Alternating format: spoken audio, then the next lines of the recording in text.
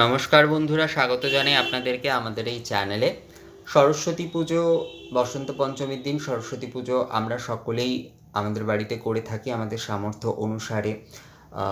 দশোপাচার, ষোড়শোপাচার বা পঞ্চোপাচারে মায়ের পুজো অনুষ্ঠান আমরা প্রত্যেকেই করে থাকি। অনেকেই কিন্তু পুজো আদি, উপাচার বিধি আদি যারা বাড়িতে খুব সহজ সরলভাবে পুজো করছেন, অনেকেই কিন্তু করে উঠতে পারেন না সেইভাবে। অর্থাৎ উপাচার বিধি আদি তারা ঠিক বুঝে, নিবেদন আদি তারা অনেক সময় করে থাকতে অর্থাৎ করে উঠতে পারেন না সেইভাবে। তো সেখানে যদি তারা আরাত্রিক বিধি, আরাত্রিক মাধ্যমেও তারা পুজোটি করেন, মায়ের পুজো করেন, মা সরস্বতীর পুজো করেন, তাহলেও কিন্তু সেটি সম্পূর্ণ পুজো হয়। কিন্তু কারণ আরাত্রিক হচ্ছে স্বয়ং সম্পূর্ণ একটি বিধি, অর্থাৎ আরতি মাধ্যমেই কিন্তু পুজো সম্পূর্ণ করা যায়, একটি সম্পূর্ণ পুজো করা যায় আরতি মাধ্যমেই।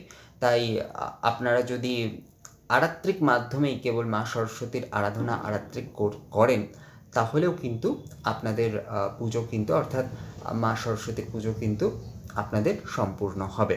কারণ এটি শাস্ত্রীয় মতে, এটি কিন্তু শাস্ত্রেরই মত যে আরতি মাধ্যমেও কিন্তু পুজো সম্পূর্ণ করা যায়। অর্থাৎ কেবল আরতি করে, কেবল আরাত্রিক যদি আমরা করি খুব ঠিকভাবে, তাহলেও কিন্তু সেটি করা যেতে, অর্থাৎ পুজো কিন্তু সম্পূর্ণ হয়ে থাকে, পুরোপুরি কিন্তু সেটি সম্পূর্ণ পুজো বলা চলে সেইটিকে। তো এখানে আমি আপনাদেরকে আরাত্রিকের একটি বিধি দেখাবো। এটি প্রধানত দক্ষিণ প্রদেশে প্রচলিত এবং বারাণসী আদিতেও এই বিধিটি প্রচলিত। আমাদের বঙ্গদেশে আপনারা প্রায় কম বেশি জানেনই সকলে যে ধূপ, দীপ এবং তার সঙ্গে ধূপ, পঞ্চপ্রদীপ এবং তার সঙ্গে জলপূর্ণ শঙ্খ, বস্ত্র, পুষ্প, চামর দ্বারা কিন্তু মায়ের আরতি করা হয়, বা যে কোনো পুজোতেই আরতি করা হয়। এই আরেকটি আরতি বিধি আমি আপনাদের বলবো, যেটি মাধ্যমেও কিন্তু আপনারা সম্পূর্ণ আরতি করতে পারেন, এবং এটি এক প্রকার মহা আরতিও। মহা আরতি এই কারণে, কারণ মহা আরতি সেই আরতিকে বলা হয় যখন একের অধিক জন আরতি করছেন। যেমন বেলুড় মঠে দুর্গাপুজোর সময় দেখবেন আপনারা সন্ধ্যা আরতির সময় 3 জন সন্ন্যাসী ব্রহ্মচারী মিলে কিন্তু তারা আরতি করেন, সেটি কিন্তু মহা আরতি। প্রতিদিন যে গঙ্গা আরতি হয়ে থাকে সেটি কিন্তু মহা আরতি, কারণ একের অধিকজন মিলে অধিক দ্রব্য দ্বারা কিন্তু আরতি করছেন, তাই সেটি কিন্তু মহা আরতি হয়। তো একজনের পক্ষে, একজনে যখন করছেন তখনও যদি একের অধিক ধূপদীপ পাত্র দিয়ে যদি আরাত্রিক করা হয়ে থাকে, সেটি কিন্তু মহা আরতি বলা হয়, সেটিকে কিন্তু মহা আরতি বলা হয়। দ্রাবিড় প্রদেশে এই ধূপ দীপ আরাধনাই আরাত্রিকম কিন্তু খুবই প্রচলিত, এবং প্রতিদিনই তারা কিন্তু এই ধূপ দীপ আরাধনাই আরাত্রিকম করে থাকে, অর্থাৎ মহা আরতি করে থাকে। আমি দক্ষিণ ভারতে তেলেঙ্গানায়, অর্থাৎ হায়দ্রাবাদে থাকাকালীন দেখেছিলাম যে তাদের অনেকেই কিন্তু আলাদা করে উপাচার বিধি আদি না করলেও তারা কিন্তু প্রতিদিনই তারা কিন্তু বেশ কিছুটা সময়, প্রায় 30 মিনিট কি 45 মিনিট ধরে তারা এই আরাধনাই আরাত্রিকাম প্রতিদিন করেন, এবং ওটি কিন্তু তাদের সম্পূর্ণ পুজো। কারণ শাস্ত্রীয় বিধিও, শাস্ত্রও আমাদের তাই বলছে যে শাস্ত্রীয় বিধি অনুযায়ী যদি ধূপদীপ সঠিকভাবে নিবেদন করে আমরা কেবলমাত্র আরাত্রিক করে থাকি, তাহলে কিন্তু সম্পূর্ণ পুজোই করা হয়। অর্থাৎ কেবল আরাত্রিক যদি আমরা করে থাকি, সম্পূর্ণ পুজোই করা হয়। এক্ষেত্রে আরাত্রিকের যেমন একটি বিধি রয়েছে, আপনারা হয়তো অনেকেই জানেন যে আরাত্রিক কতবার আবর্তন করতে হয়, আপনারা হয়তো অনেকেই জানেন, তো আমি আরেকবার বলে দিচ্ছি। পদতলে 4 বার, নাভিদেশে 2 বার, মুখমণ্ডলে 3 বার এবং সর্বাঙ্গে 7 বার। এই হচ্ছে আরাত্রিক আবর্তনের বিধি। কিন্তু অনেক ক্ষেত্রেই এই বিধিটি সকলের ক্ষেত্রে মনে রাখা একটু কঠিন হয়ে পড়ে, অনেকেই রাখতে পারেন না।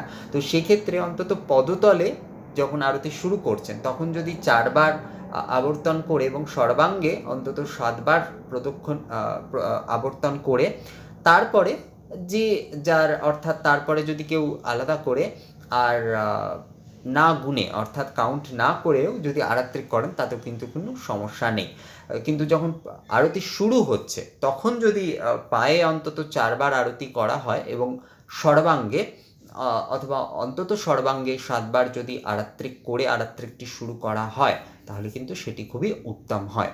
তারপরে বা যে কেউই তার সময় অনুসারে, কারণ আরতি এমনই একটা ভাবের সময়, অর্থাৎ এই সময় তার ইষ্টের প্রতি একটি পূর্ণ ভাব জাগরণের সময় এটি, তো সেই সময় সব সময় কাউন্ট করা সম্ভব হয় না। তো সেই ক্ষেত্রে আরতির শুরুর সময় যদি 4বার পদতলে এবং সর্বাঙ্গে 7বার যদি অন্তত প্রদর্শন করা হয় আরাত্রিক, তাহলে কিন্তু খুবই ভালো হয়। অন্তত পদতলে 4বার করে নেওয়া আমার মতে একটি ঠিক, কারণ পদতলে আরাত্রিকের মাধ্যমেই কিন্তু আরাত্রিক শুরু করা উচিত। তো পদতলে 4বার অন্তত দিয়ে তাতে শাস্ত্রীয় বিধি দিয়ে আমাদের থাকলো এবং আমাদের যে ভাবের সমর্পণ সেটিও কিন্তু বজায় থাকলো, দুটিই কিন্তু থাকলো। কারণ শাস্ত্রীয় বিধিতে বলা হয়েছে পদতলে 4বার আরাত্রিক করতে, তো পদতলে 4বার আবর্তনের মাধ্যমে যদি আমরা আরাত্রিকটি শুরু করি এবং পারলে যদি সর্বাঙ্গে 7বারও আমরা প্রদর্শন করে আরাত্রিক করে থাকি, তাহলে কিন্তু খুবই ভালো হয়। আর যদি পদতলে 4বার, নাভিদেশে 2বার, মুখমণ্ডলে 3 এবং সর্বাঙ্গে 7বার এটি করে তারপরে আমরা কাউন্ট না করে যদি আরতি করতে থাকি, তাহলেও কিন্তু জিনিসটি আরও ভালো হয়। কিন্তু অন্তত পদতলে 4বার কিন্তু আবর্তন করে তারপরেই কিন্তু কেউ যদি কাউন্ট না করতে চান, সেক্ষেত্রে আমি বলবো পদতল থেকে অন্তত, অর্থাৎ মায়ের পায়ে অন্তত 4বার প্রদর্শন করে নেওয়া উচিত আরাত্রিকটি। এইভাবে শুরু করা উচিত যে কোনো দ্রব্য দিয়ে যখন আমরা আরতি করছি। তো এখানে মহা আরতি এবং এই ধূপদীপ আরাধনায় আরাত্রিকামের বিষয়ে আমি আপনাদের বলছি। এটি দক্ষিণ প্রদেশে বিশেষভাবে প্রচলিত, কোঙ্কণ প্রদেশে প্রচলিত এবং বারাণসীতেও কিন্তু এটির প্রচলন রয়েছে। কাশী বিশ্বনাথ মন্দিরেও কিন্তু বাবার এই ধূপদীপ আরাধনায় আরাত্রিকাম করা হয়ে থাকে। তো একের অধিক ধূপ পাত্র এবং দীপ পাত্রে করা হচ্ছে, তাই এটি আরাধনায় আরাত্রিকাম এবং মহা আরতিও বলা হয়। তো এই ক্ষেত্রে আমি খুব সরলভাবেই আপনাদের দেখাচ্ছি। আপনারা কিন্তু এর সঙ্গে যদি অধিকভাবে, অর্থাৎ জলশঙ্খ, বস্ত্র, পুষ্প আদি আপনারা নিতে চান, তাহলে কিন্তু নিশ্চয়ই নিতে পারেন, কোনো সমস্যা নেই। কিন্তু ধূপদীপ পাত্র কিন্তু সেখানে আপনাদের 2টো করেই নিতে হবে। এখানে একটি আমি দশাঙ্গ ধূপ বা সপ্ত ধূপও আপনারা নিতে পারেন এবং তার সঙ্গে একটি গোগ্গুল এবং ধুনার আরেকটি ধুনুচি পাত্র নিয়েছি এবং সপ্তদ্বীপ এবং পঞ্চদ্বীপ। আপনাদের যদি 2টি পঞ্চদ্বীপ থাকে আপনারা সেটিও নিতে পারেন, একটি ঘিয়ের এবং একটি তেলের। যদি সপ্তদ্বীপ থাকে তাহলে খুবই ভালো হয়, একটি সপ্তদ্বীপ এবং পঞ্চদ্বীপে আরাত্রিক আপনারা যদি করতে পারেন খুবই ভালো হয়। তো প্রথমে আমরা এই যে দশাঙ্গ ধূপ বা সপ্ত ধূপ রয়েছে সেটি নিবেদন আদির বিধি অনুযায়ী, অর্থাৎ যে নিবেদন পদ্ধতি রয়েছে, এটা শৈবং আরাত্রিক ধূপায় নমঃ, এতে শৈবং আরাত্রিক ধূপায় নমঃ, এতে গন্ধপুষ্পে আরাত্রিক ধূপায় নমঃ, এতে গন্ধপুষ্পে এতদধিপতয়ে দেবায় শ্রী বিষ্ণবে নমঃ, এতদ সম্প্রদানায় শ্রী শ্রী ভগবতী শারদা সরস্বত্যৈ নমঃ। এরপর বনস্পতিরসো দিব্যগন্ধাঢ্য সুমনোহরময়া নিবেদিত ভক্তা ধূপোয়ং প্রতিগৃহ্যতম एष अरात्रिक धूप শ্রী শ্রী ভগবতী শারদা সরস্বত্যৈ নিবেদয়ামি। যাদের দীক্ষা আদি হয়েছেন তারা গুরুর অনুমতি সহকারে তারা বীজ আদি প্রয়োগ করতে পারেন মায়ের। আমি এখানে আলাদা করে বীজের কিছু বললাম না, কারণ সেটা বলাটা সঠিকও না, আপনারা জানেনই নিশ্চয়ই এই বিষয়টি। তো এইভাবে আমরা ধূপ নিবেদন করে এবার কিন্তু আমরা প্রথম ধূপটি দিয়ে, অর্থাৎ দশাঙ্গ বা সপ্ত ধূপটি দিয়ে কিন্তু মায়ের আরাত্রিক করব। প্রথমে পদতলে আমরা 4বার এইভাবে প্রদক্ষিণ করে নেব এবং সর্বাঙ্গে 7বার যদি আপনারা এরকমভাবে এইভাবে প্রদর্শন করতে পারেন এবং তারপরে আলাদা করে আর কাউন্ট না করেই আপনারা আরাত্রিকটি করতে পারেন। এইভাবে আমরা প্রথম ধূপ দিয়ে আমরা আরাত্রিক করে নেব। প্রথম ধূপ দ্বারা আমরা আরাত্রিক করব এবং এই ধূপটি রেখে দেওয়ার পরে আমরা দ্বিতীয় যে ধূপ, অর্থাৎ প্রথম ধূপটি রাখার পরে কিন্তু অবশ্যই আমাদের হাত ধুয়ে নিতে হবে, অর্থাৎ হস্ত প্রক্ষালন করে নিতে হবে এবং তারপরে দ্বিতীয় যে ধূপটি রয়েছে গোকুল এবং ধুনা ধূপ, গোকুল ধুনা এবং ঘৃত সহযোগে যে ধূপটি প্রচলন করা হয়েছে সেটিও একইভাবে নিবেদন করে সেটি দ্বারাও কিন্তু মায়ের আরাত্রিক করতে হবে। সেটি দ্বারাও কিন্তু মায়ের আরাত্রিক আমরা করে নেব। সেটি দ্বারা মায়ের আরাত্রিক করে নেওয়ার পরে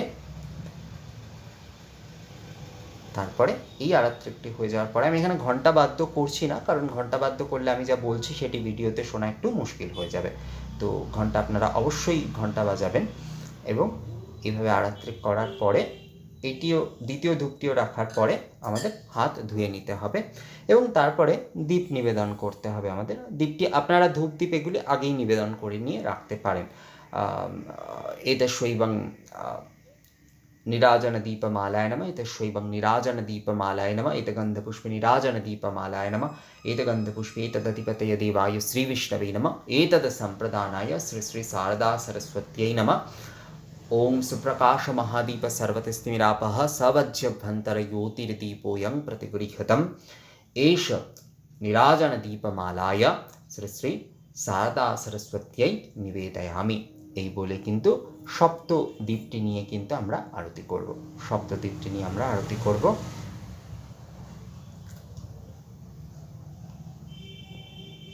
এবং সপ্তদ্বীপ দ্বারা আরাত্রিক করার পরে সপ্তদ্বীপ আরাত্রিক হয়ে গেলে আমরা হাত ধুয়ে তারপরে কিন্তু আবার পঞ্চ যে দ্বীপটি রয়েছে এই পঞ্চদ্বীপটি নিয়ে কিন্তু আমরা আরতি করব। একইভাবে নিবেদন পদ্ধতি কিন্তু একই হবে, এই ক্ষেত্রেও আমরা আরতি করব। এইভাবে আমরা আরতি করে নেব মায়ের। এই সময় আপনারা আপনাদের ইষ্ট মন্ত্র বা মায়ের যে মূল মন্ত্র রয়েছে সেটি কিন্তু আপনারা বলতে পারেন। মায়ের স্তবও এই সময় করতে পারেন আপনারা মনে মনে, বা মায়ের গায়ত্রীও কিন্তু করতে পারেন। এইভাবে আমরা মায়ের আরাত্রিক করে নেব। মায়ের আরাত্রিক করার পরে পঞ্চপ্রদীপে এরপরে আমরা হাত ধুয়ে নেব। হস্ত প্রক্ষালন অর্থাৎ হাত কিন্তু আমরা ধুয়ে নেব। এই হাত ধুয়ে নেওয়ার পরে এরপরে কিন্তু আমরা পুষ্প সমর্পণ করব। অর্থাৎ এই যে আমাদের আরাত্রিক বিধি আদি আমরা করলাম, যজ্ঞ আদি পূজা আদি সব কিছুর পরেই কিন্তু সমর্পণ করতে হয়। সেই কার্যটি কিন্তু দেবতাকে যেমন জপ সমর্পণ করা হয়, সেরকম আরাত্রিক আদি করার পরেও কিন্তু সেটি সমর্পণ করে দিতে হয় পুষ্প দ্বারা কিন্তু দেবীকে সমর্পণ, পুষ্পাঞ্জলি এক প্রকার, এটি পুষ্প সমর্পণই বলা চলে।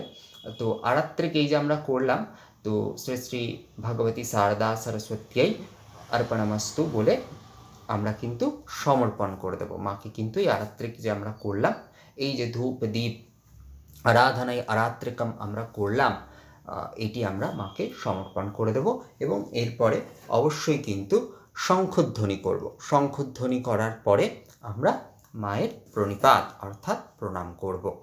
এইভাবে কিন্তু ধূপ দীপ আরাধনায় এর সঙ্গে আপনারা কিন্তু যদি জলপূর্ণ শঙ্খ বস্ত্র পুষ্প চামর আপনারা করতে চান অবশ্যই করতে পারেন, কোনো সমস্যা তাতে নেই। কিন্তু যেহেতু এটি ধূপ দীপ আরাধনায় আরাত্রিকম বিধি আমি আপনাদের বললাম, তো এই ধূপ দীপ আরাধনায় আরাত্রিকম বিধি অনেকে হয়তো আপনারা বলতে পারেন যে এটি আমাদের বঙ্গদেশে প্রচলিত কিনা। দেখুন, আরাত্রিক একটি স্বয়ং সম্পূর্ণ বিধি এবং এটি সর্বত্র করা যায়। এটির জন্য কোথাও কোনো রকমের কোনো বাধা নেই, এটিতে কোনো ক্রান্তা আদি এই বিষয় কিছু নেই। অনেকেই হয়তো অনেক রকম বিষয় নিয়ে থাকেন। পুজো সবসময় যদি আরাত্রিক যে বিধিটি আমাদের পুজোর মধ্যে অনেক কিছু ক্রান্তার বিধি আদি অনেক সময় মানতে হয়, কারণ সেটি মূলত পুজোর মধ্যে অনেক কিছু সকাম ভাব থাকে। কিন্তু আরাত্রিক যখন আমরা করছি সেটি মূলত নিষ্কাম থাকে, নিষ্কামভাবেই আমরা করে থাকি। তো নিষ্কাম পুজো অর্থাৎ যেটি ভক্তির কেবলমাত্র ভক্তি যেটির উদ্দেশ্য, দেবীর প্রীতি যেটির উদ্দেশ্য, সেখানে কিন্তু ক্রান্তার বিষয় খাটে না। কারণ অনেকেই এই বিষয়টি কিন্তু বলে থাকেন, কিন্তু সেটি পুজো আদির ক্ষেত্রে হতে পারে। আরাত্রিকের বিষয় কিন্তু, কারণ আরাত্রিক একটি স্বয়ং সম্পূর্ণ পুজো, কিন্তু এটির মধ্যে নিষ্কাম ভাবই মূল, অর্থাৎ এটি ভক্তি বিষয়টি মূল। তো ভক্তি সহকারে যেটি হয়ে থাকে সেটির মধ্যে কিন্তু এই বিষয়টি অর্থাৎ ভক্তিশাস্ত্র অনুযায়ী কিন্তু এই বিষয়টি এতটা খাটে না। তো সেই ক্ষেত্রে আপনি এই ধূপ দীপ আরাধনায় আরাত্রিকম এটি কিন্তু অবশ্যই করতে পারেন। এবং আমাদের বঙ্গদেশে বহু জায়গায় কিন্তু এই বিধিও প্রচলিত রয়েছে। পূর্ব ভারতে তো বিশেষ অর্থাৎ বারাণসী আদি যদি আমরা দেখি, বিহারেও বেশ কিছু, ঝাড়খণ্ড আদিতেও এই বিধি প্রচলন রয়েছে। তো এটি আমাদের এই পূর্ব ভারতের, তো পূর্ব ভারত যেহেতু বঙ্গদেশ পূর্ব ভারতের মধ্যেই পড়ছে, তো এই বিধিতে আমরা আরাত্রিক করতেই পারি, কোনো সমস্যা তাতে নেই। তো এইভাবেই একাধিক ধূপদীপ পাত্রে আপনারা ধূপদীপ আরাধনায় আরাত্রিকম বা মহা আরতি সরস্বতী পুজোর দিন কিন্তু মায়ের করতে পারেন। সপ্ত ধূপে একটি এবং তারপরে অপরটি গুগ্গল ধুনা দ্বারা কেবলমাত্র প্রজ্বলন করে, আরেকটি সপ্তদ্বীপ এবং পঞ্চদ্বীপ, আপনাদের যদি দুটি পঞ্চদ্বীপ থাকে আপনারা তাতেও করতে পারেন। এইভাবে ধূপদীপ আরাধনায়, এটিকে আরাধনাই আরাত্রিকম বলা হয়। এই আরাধনাই আরাত্রিকম মাধ্যমে দেবীর মহা আরতি আপনারা সরস্বতী পুজোর দিন করতে পারেন। তো এই ভিডিওটি আপনাদের, এবং এটি একটি স্বয়ংসম্পূর্ণ পুজো, যারা আপনারা উপচার বিধি আদি খুব ভালোভাবে করতে পারছেন না, বা যাদের সেইভাবে জানা নেই কিন্তু পুজো করবেন কিভাবে ভাবছেন, তো তারা কিন্তু এইভাবে আরাত্রিক আরাধনার মাধ্যমে, আরাত্রিক অর্চনার মাধ্যমেও কিন্তু সম্পূর্ণ পুজোটি করতে পারেন। তো এই ধূপদীপ আরাধনায় আরাত্রিকাম এবং এই মহা আরতি, দেবীর মহা আরতির এই যে ভিডিওটি আপনাদের কেমন লাগলো আমাকে অবশ্যই কমেন্ট করে জানাতে ভুলবেন না। পরবর্তী আরেকটি ভিডিওতে আপনাদের সঙ্গে আবারও কথা হবে, ততক্ষণের জন্য নমস্কার।